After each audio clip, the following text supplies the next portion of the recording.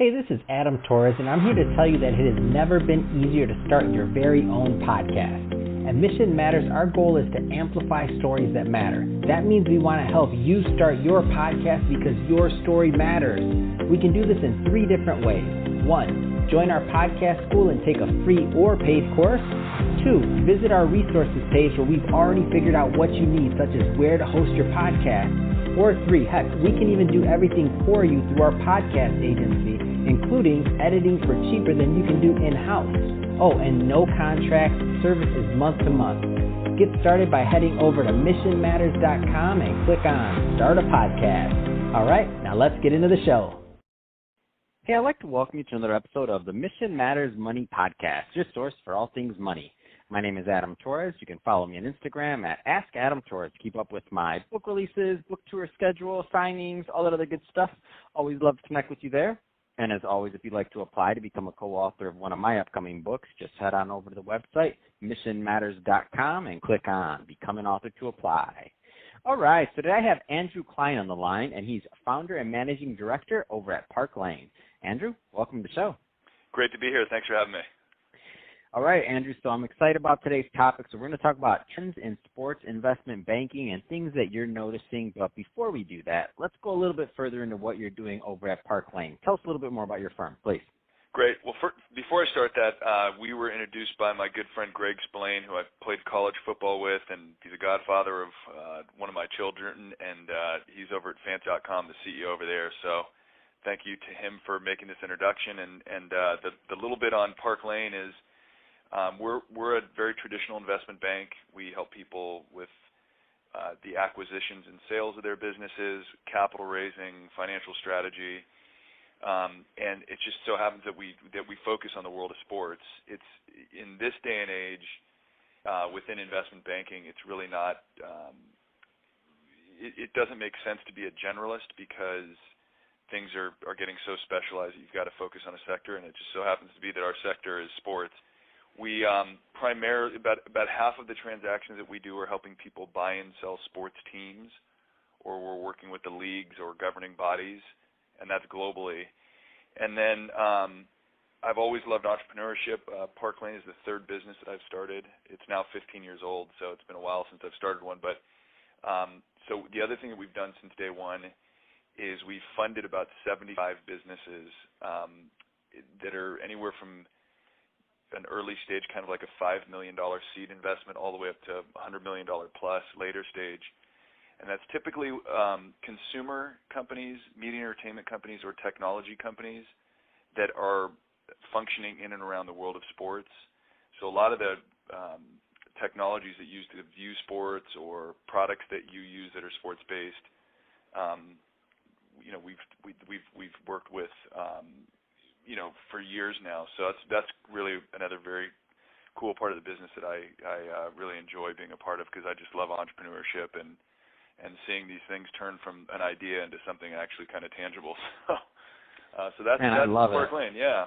I love talking to specialists because I mean, and just to be upfront, now that I think about it, now that you bring that up, I think this is the first investment bank directly like the niche of sports that I've interviewed now. I mean, I'm going to like 3,000 interviews. I'm like, I covered a lot of different ones. I'm like, wait a minute, this is awesome. I knew it was going to be good in the first place, but I really love the fact that you have that other side of it. So on the content side and buying businesses and other things outside, so it's all directly related in the same niche, but I think that it provides you with an extremely unique vantage point from a traditional investment bank that maybe doesn't have that content side or those other things, even for the smaller businesses like that $5 million of seed, things like that, because then you understand things a whole lot more in terms of distribution and what that looks like, just because your money's at play. So it's a different, I think, unique opportunity offer there, and I think that's what makes it also really interesting, our topic today, because you have a unique vantage point from coming from both sides, really, and as long as you've been doing this. So trends in sports investment banking and things that you've been noticing. I mean, I know it's a weird time for us all right now, so as we're recording this, just to not date this, we're recording this really in the middle of the pandemic, July 2020, so just to set that up for us, Andrew. So what are you noticing? Like, what's interesting right now? Well, if we just stick to the team side first, that's a, it's it's probably one of the most impacted businesses out there. A restaurant, I would say, is up there.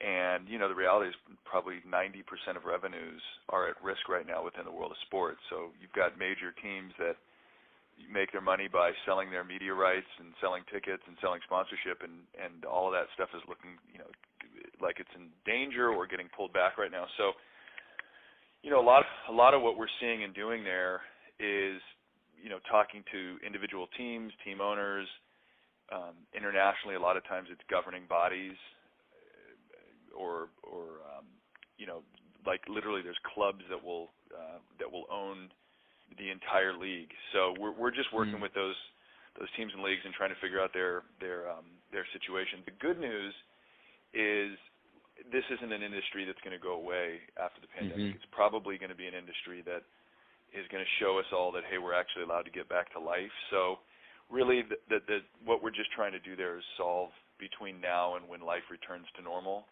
and find kind of financing strategies to do that. And some teams have strong enough balance sheets where they can move some things around and get it done, and other teams need to take on equity partners or borrow money to do that. On the business side, I mentioned the more the venture businesses that work with. About 10% of the companies that we've worked with are in a lot of trouble. Some of those are, a lot of what has to do with sports is restaurants and that type of services. So those guys are in a lot of trouble. Some are kind of emerging stronger, some are going away. But on the flip side, we work with a lot of direct-to-consumer companies now, and those companies are taking off. And I can't mention specific names for that because of FINRA registration, the security. But what I will say is this: is that some of those companies had projections that are double and triple right now than what they were projected to do, because people need product and they're happy to go online to go and get it. So they're kind of it's kind of a bell curve. Like I'd say 10 to 15% of the companies that we're seeing are in a lot of trouble.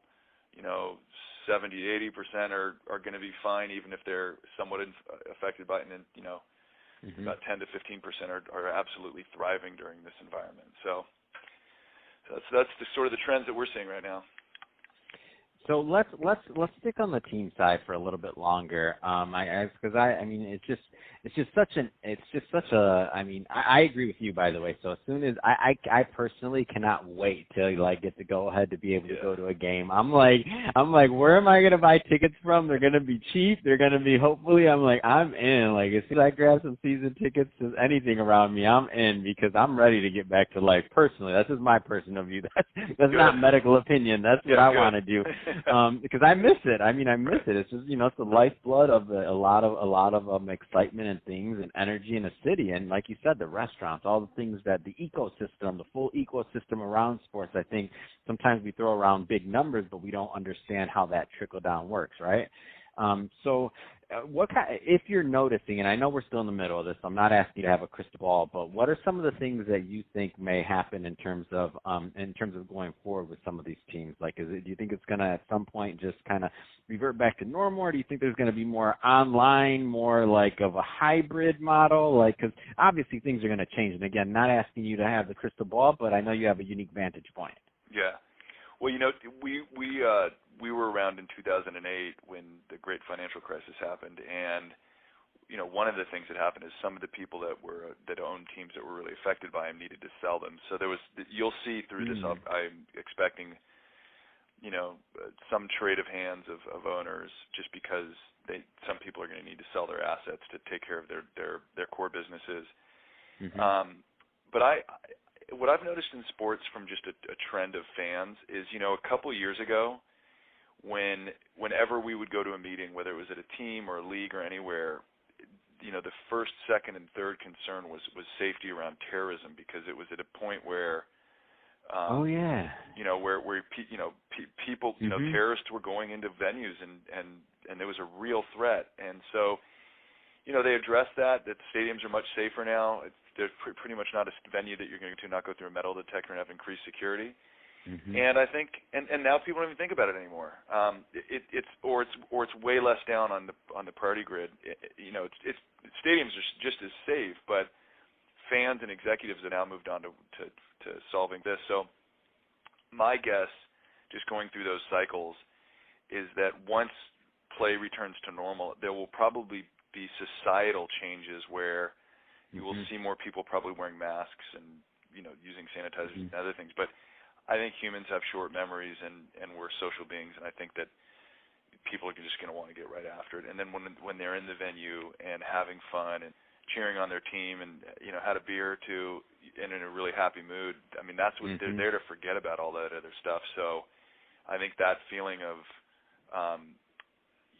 sort of like being able to just check out from reality and root for your team is going to be highly addictive and quite frankly a great way to recover from a lot of the things that our country and the world is facing right now. So. That's well put, and I agree with you. And I don't mean this in a funny way, but I feel like I feel like the bane of all of our existence is going to be the day you have a fever, because I think we're going to be getting like zapped with those dang things everywhere you go, and you're like, I don't have anything, I just have a cold, leave me alone. I have allergies, all right? Can I please eat? Like, it's okay. I've had allergies since I was a kid. I don't mean that in a funny way. I know it sounds funny and it's a terrible thing, but it's like, geez, I know like the other business partner here, co-founder, Chirag, he has allergies like 2 to 3 months out of the year, and I'm like, man, you're in trouble. You're not going to be able to like leave your house or go anywhere. People are going to be looking at you, and you have allergies. Like, we know this. And I'm like, so it's like, it's tough, man. The new whatever this is going to be, it's going to be interesting. It sure will be. The business side of it. So we covered the sports side on that. So same kind of vein of thought, but I'd like to focus more on like what you're seeing in terms of like potential pivots, or I guess that's the buzzword of the day, pivot. So a lot of like ways to figure out how to. I know you said maybe 10% aren't doing the best, but the ones that are in that middle ground that have the potential to and/or opportunity. What kind of like savvy founders, and you don't have to give names or like companies, but what kind of savvy things are you seeing happening for people in your niche that are kind of pivoting to still figure out a way to not only stay alive but grow? Yeah, well, on the team side, it's really just how do you get the games happening even without the fans to deliver that content so people at home can watch, because the reality is that most of the revenue derived from sports teams is the selling of their media rights. So that's actually not that difficult of a problem. If teams are allowed to play, they will play even without fans, and then they'll be able to sell their media rights.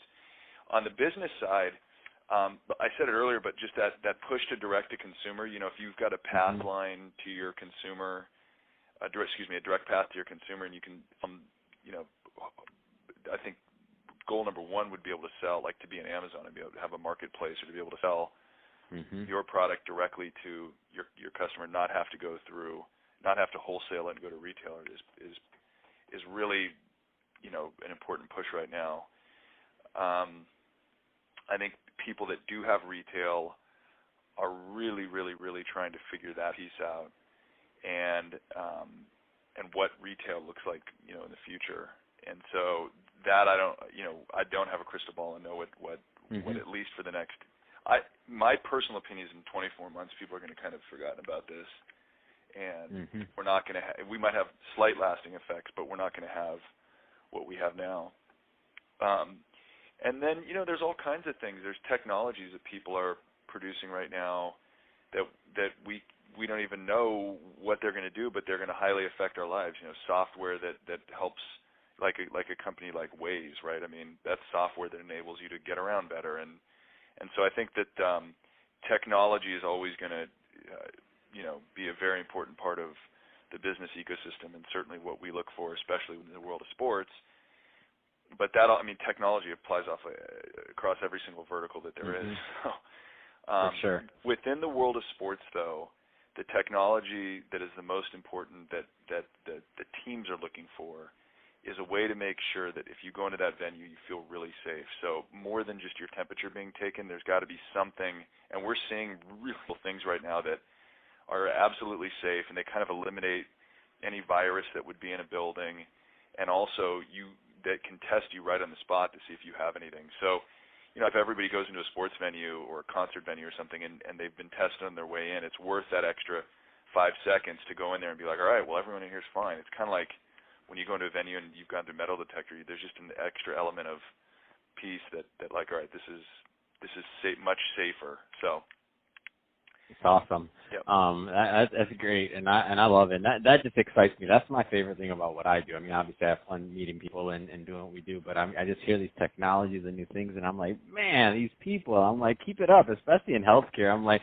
keep it up, because I'm not getting any younger here. We're all getting older by the second. I'm like, I want you smart people to keep on improving my quality of living as I get older. Yep. So I'm in. I'm like, keep it up. Absolutely. You too. Keep up the good work, Andrew, because they need money. So, absolutely. So. All right, Andrew, so final question. So if somebody's listening to this and they want to learn more about Park Lane or to connect with you and follow your brand, I mean, what's the best way for them to reach out and do that? Right. So we're a services firm. We're not really a consumer-facing brand, so we don't have a lot of stuff out there. We do have a website, prkln.com, so that's Park Lane abbreviated. I do have a LinkedIn page, Andrew Kline, and if you did a Google search on Park Lane or my name, there's a number of deals and articles out there that one could find.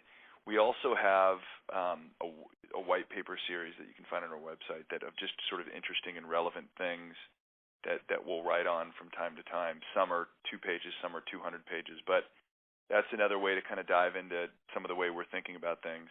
But other than that, I would say the website is the best way to learn a little bit more about us. Awesome. Well, Andrew, really appreciate you coming on the show today and sharing more about your background, all the great things you're doing over at Park Lane. And to the audience, as always, thank you for tuning in. Hope you got a lot of value out of this. If you did, don't forget to subscribe to the podcast, leave me a review on the Apple iTunes Store. And if you're watching this on our YouTube channel, Mission Matters Money, definitely give us a subscribe there, but also leave us some comments in the video. Love to know what kind of things and projects you're working on. And Andrew, thanks again for coming on the show. Thank you. You take care.